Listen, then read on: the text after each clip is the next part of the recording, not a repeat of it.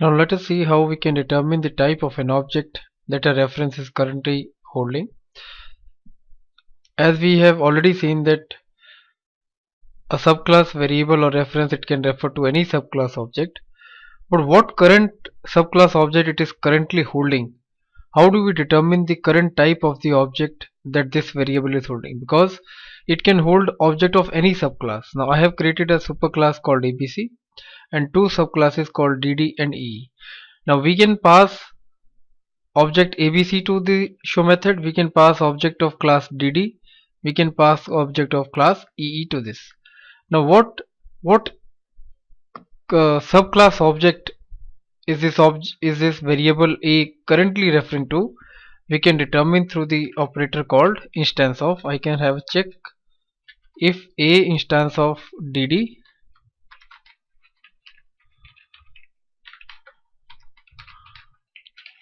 the object belongs to class DD, and if A is instance of class EE, then I can say the object belongs to class EE. So this is an operator which gives me the actual type of object that this reference A is referring to. So I'll just call this method show by an object of class DD, and then I'll call this method show by an object of class EE. So let us run and see what output we are getting.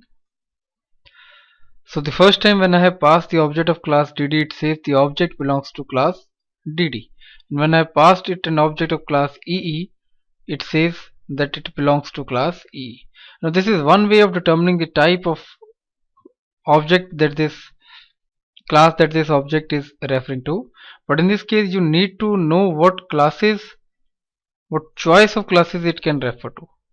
But in case you are absolutely not knowing what classes it can refer to, we are not even aware of the name of the classes that this object can refer to, then we have another method that we can use, and that is using the class.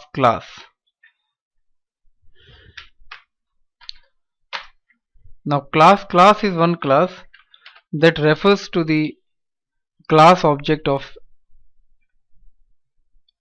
any object. Now it is basically you can obtain a class object for any class by simply referring to the class file of that class. Suppose I have a class ABC, then simply writing abc.class would generate me the class object for that class.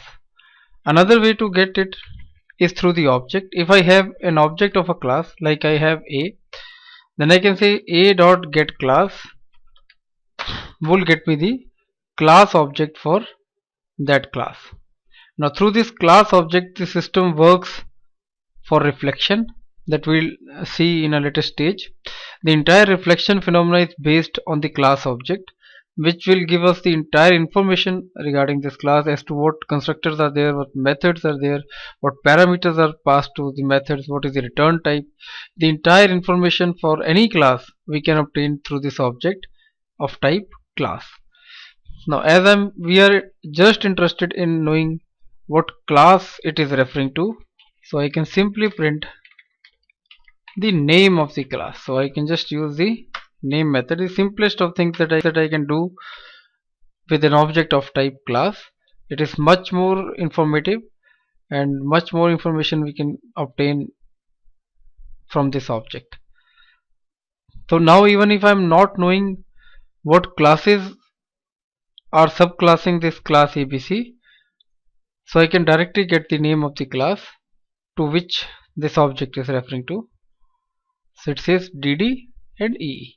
So even if I am not aware of the name of the classes that might be referring to this reference A, I can get it through the class object. So there are two ways we can get, either through the class object or we can get it through the instance of operator.